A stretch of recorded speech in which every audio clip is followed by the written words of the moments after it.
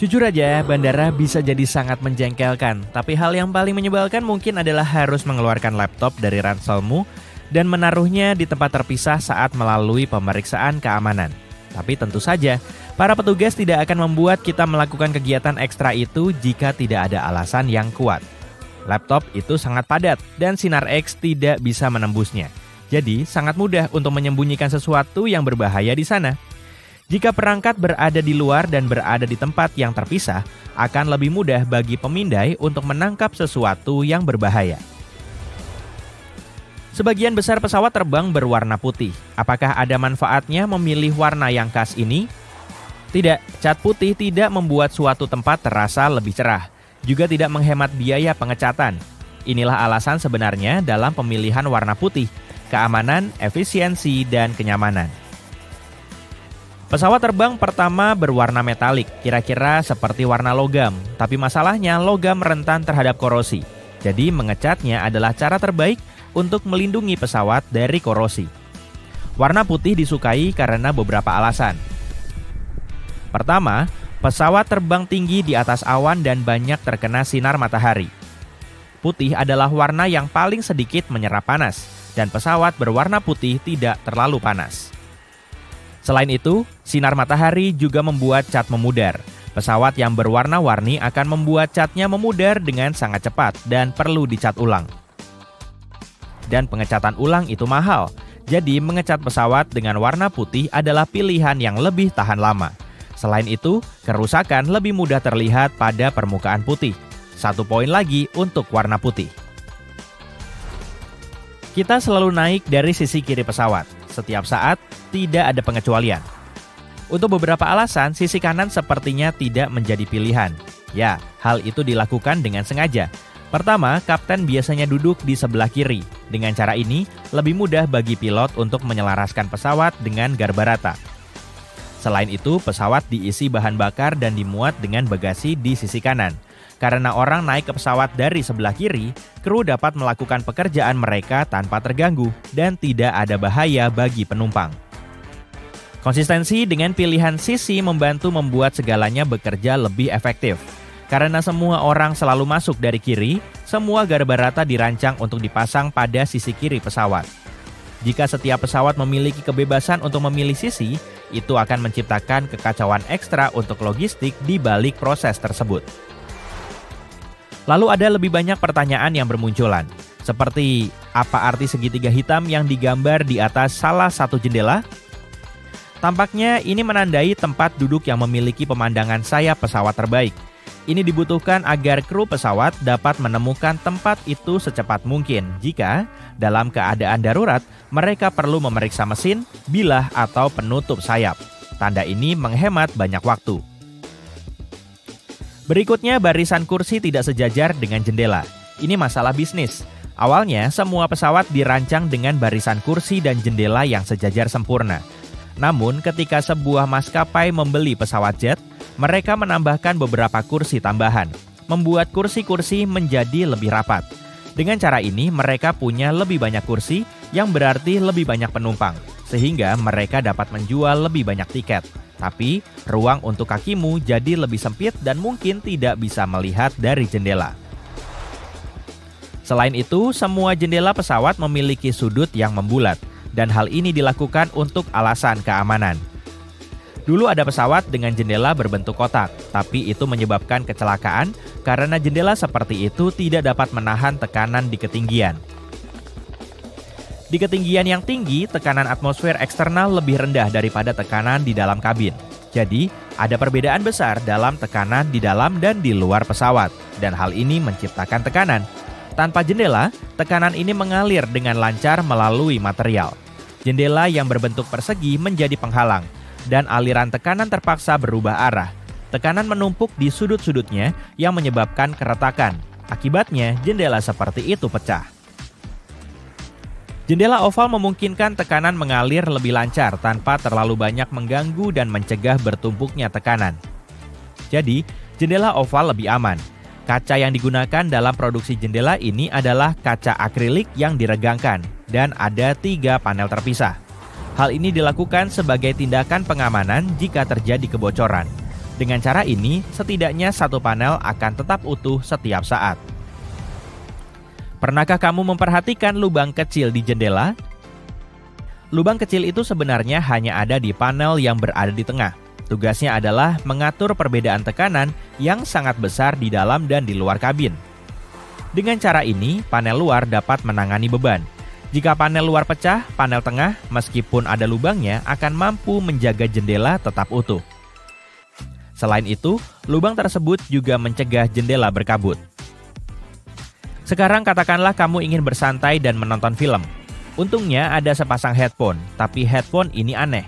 Headphone ini memiliki colokan 2 cabang. Tidak, ini bukan semacam teknologi canggih. Ini adalah langkah cerdas untuk mencegah pencurian. Kalau tidak bisa digunakan di tempat lain selain di pesawat, tidak akan ada yang berniat mengambilnya.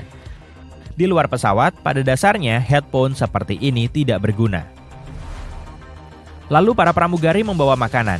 Ada orang yang menyukai makanan pesawat dan ada pula yang tidak terlalu menyukainya. Tapi sebagian besar akan setuju bahwa makanan memang terasa berbeda di udara. Ternyata, hal itu memang benar adanya.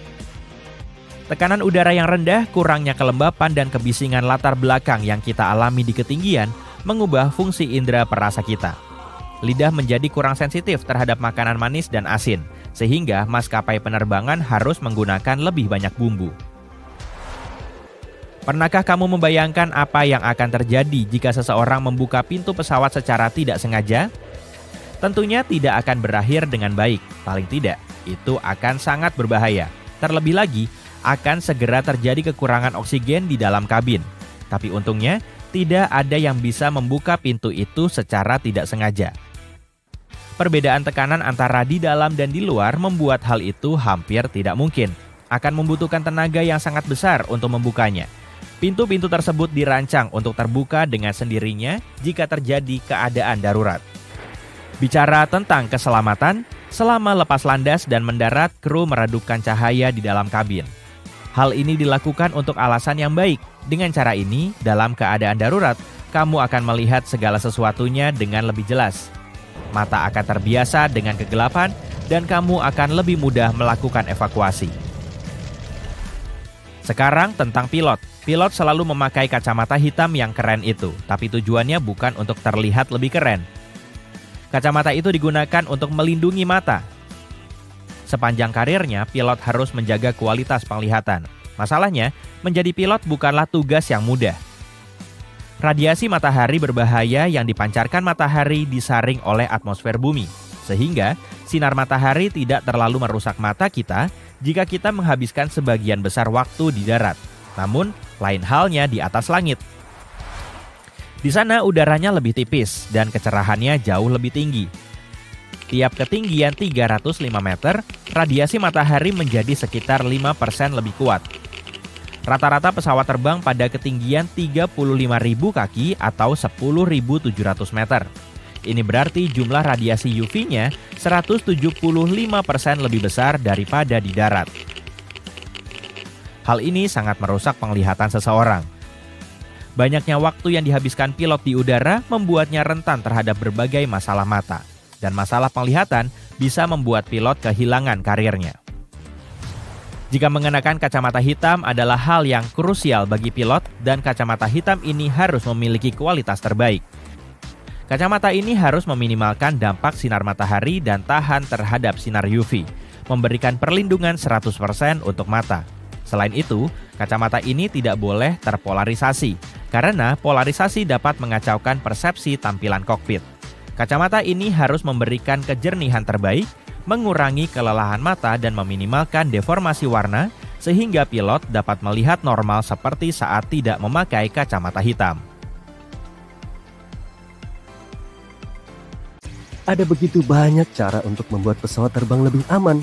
Misalnya, pesawat bisa memiliki kursi pelontar sehingga setiap penumpang bisa diselamatkan. Namun pada kenyataannya hal ini jauh lebih sulit daripada kedengarannya. Jika ada kursi pelontar, perjalananmu akan sangat berbeda. Semua orang harus diikat ke kursi dengan tali pengaman untuk memastikan mereka tidak akan terjatuh. Kemudian kamu harus mengenakan masker oksigen sepanjang penerbangan. Keadaan darurat dapat terjadi kapan saja. Kemudian, lontaran itu sendiri merupakan tekanan besar pada tubuh. Bahkan pilot pesawat tempur yang sudah siap secara fisik masih bisa mengalami cedera parah. Bagi orang biasa, proses ini tidak akan aman. Jadi betapapun kerennya kedengarannya, kursi pelontar tidak terlalu praktis dan sebenarnya cukup berbahaya. Oke, setidaknya pesawat bisa memiliki parasut untuk setiap penumpang, tapi ini juga tidak akan terlalu berguna. Parasut hanya terdengar seperti bisa menyelamatkan banyak nyawa. Pertama, memiliki parasut tidaklah efisien. Parasut mahal dan berat, jadi pesawat perlu membakar lebih banyak bahan bakar saat terbang jika ada parasut di dalamnya. Namun, semua itu akan sepadan jika parasut dapat membuat perbedaan nyata bagi keselamatan manusia. Tapi ternyata tidak. Pesawat komersial tidak dirancang sedemikian rupa sehingga aman untuk melompat keluar dari pesawat, terutama dengan beberapa ratus orang di dalamnya. Selain itu, penumpang tidak dilatih untuk menggunakannya. Bayangkan ada keadaan darurat, pesawat jatuh, dan 200 orang mencoba berurusan dengan parasut untuk pertama kalinya dalam hidup mereka. Pasti akan sangat kacau. Terakhir, tidak aman untuk melompat dari ketinggian yang diterbangi pesawat. Jadi, masker oksigen, rompi pelampung, dan perahu adalah peralatan penyelamat terbaik dan setiap pesawat memilikinya. Kamu tahu mesin besar yang ada di bawah sayapnya? Ya, lihatlah, mesin itu sama sekali tidak terlihat aman. Burung bisa terseret dan itu benar. Dan itu benar-benar terjadi. Setidaknya mereka bisa memasang jeruji di depan bagian yang berputar untuk mencegah burung masuk ke sana. Ternyata mesin-mesin itu menarik udara dalam jumlah yang sangat besar, dan ini sangat penting bagi mesin untuk bekerja dengan baik. Semakin banyak udara yang ditelan, semakin banyak udara yang dikompresi, dicampur dengan bahan bakar, dan dibakar. Dan kemudian, lebih banyak lagi udara yang didorong keluar dari sisi lain, menjaga pesawat tetap melaju.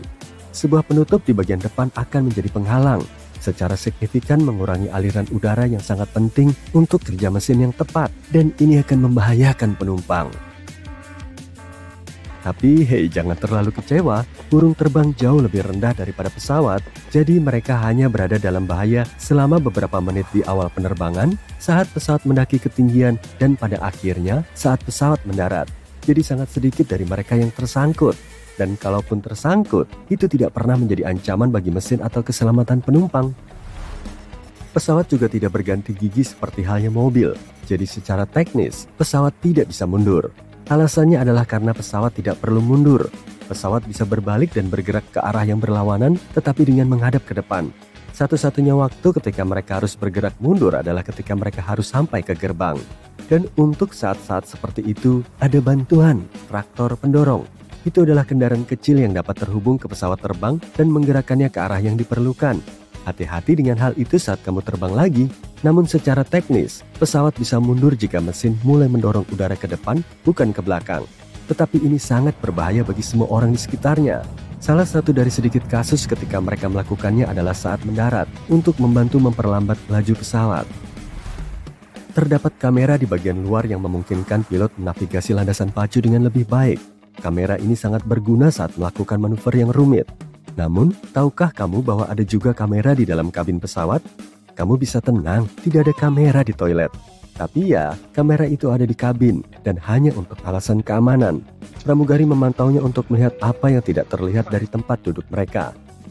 Tentu saja, pramugari dapat memeriksa semuanya hanya dengan berjalan menyusuri kabin, dan itulah yang sering mereka lakukan. Jadi, kamera sebagian besar digunakan saat lepas landas dan mendarat ketika semua orang, termasuk pramugari, seharusnya duduk karena itu adalah tahap paling berbahaya dalam penerbangan. Perhatikan bahwa pada tahap inilah aturannya sangat ketat. Semua perangkat elektronik harus dimatikan atau dalam mode pesawat, dan perangkat elektronik yang besar harus disimpan. Tirai jendela harus dinaikkan dan meja dilipat. Kursi harus diletakkan dalam posisi tegak, sabuk pengaman harus dipasang, dan seterusnya. Ini semua dilakukan demi keselamatan dan untuk memastikan evakuasi yang cepat dalam keadaan darurat. Jadi mari kita bahas aturan-aturan ini. Mode pesawat pada perangkat elektronik penting untuk memastikan bahwa sinyal yang dipancarkan perangkat tidak mengganggu sistem elektronik pesawat. Jika mengganggu, mereka akan memblokir frekuensi radio yang dibutuhkan pilot untuk mendapatkan instruksi. Apakah kamu ingat bunyi klik yang dihasilkan speaker tepat sebelum ponsel menerima panggilan jika kedua perangkat berdekatan? Ini adalah suara yang mungkin didengar oleh pilot saat berkomunikasi dengan kontrol lalu lintas udara. Menyimpan perangkat besar seperti laptop adalah hal yang penting karena dapat menjadi penghalang jika kamu harus keluar dari pesawat dengan cepat dalam keadaan darurat. Semua jalur harus dibuat sekosong mungkin. Inilah mengapa semua barang harus disingkirkan, kursi diluruskan, dan meja dilipat. Seharusnya tidak ada yang menghalangi jalan siapapun. Dan yang terakhir, tirai jendela. Lampu di pesawat juga dimatikan. Kedua hal tersebut dilakukan untuk membuat matamu terbiasa dengan cahaya alami di luar pesawat. Bayangkan, saat itu malam hari ada keadaan darurat yang terjadi, dan lampu yang tadinya menyala tiba-tiba mati. Orang-orang harus mengungsi secepat mungkin, tetapi mata mereka belum terbiasa dengan kegelapan dan mereka tidak dapat melihat apapun. Ini akan memperlambat semua orang. Jika lampu di dalam dipadamkan, orang akan terbiasa dengan kegelapan dan akan dapat mengungsi lebih cepat.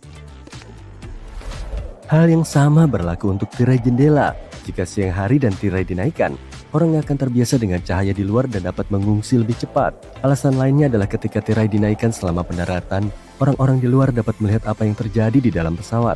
Misalnya, jika ada api atau asap dan di mana tepatnya. Dengan cara ini mereka dapat merencanakan proses evakuasi dengan lebih baik. Selain itu, kamu mungkin juga pernah memperhatikan segitiga hitam yang digambar di atas sebagian jendela di pesawat terbang. Segitiga ini menandai tempat duduk yang memiliki pemandangan terbaik ke arah sayap pesawat. Hal ini diperlukan agar kru pesawat dapat menemukan tempat tersebut secepat mungkin. Jika dalam keadaan darurat, mereka perlu memeriksa mesin, bilah, atau penutup sayap. Segitiga kecil ini menghemat banyak waktu awak pesawat. Kita sering membicarakan tentang keadaan darurat, namun hal itu tidak sering terjadi. Mengendari mobil lebih berbahaya daripada terbang dengan pesawat, dan sebagian besar dari kita mengendari mobil setiap hari. Namun, rasa takut terbang masih sangat banyak di luar sana, dan orang-orang bisa menjadi percaya tahayul. Dalam banyak budaya, angka 13 dianggap sebagai angka sial, sehingga perusahaan penerbangan yang sering terbang ke tujuan tersebut menghilangkan baris ke-13. Ini adalah hal kecil yang bisa dilakukan, tetapi bisa membuat beberapa penumpang yang cemas yang kebetulan duduk di baris ke-13 merasa lega. Dalam budaya lain, seperti di Italia dan Brasil, 17 adalah angka sial, dan beberapa pesawat menghilangkan baris 13 dan 17. Pada pesawat yang terbang ke Tiongkok, mereka seringkali menghilangkan baris 14 sebagai gantinya.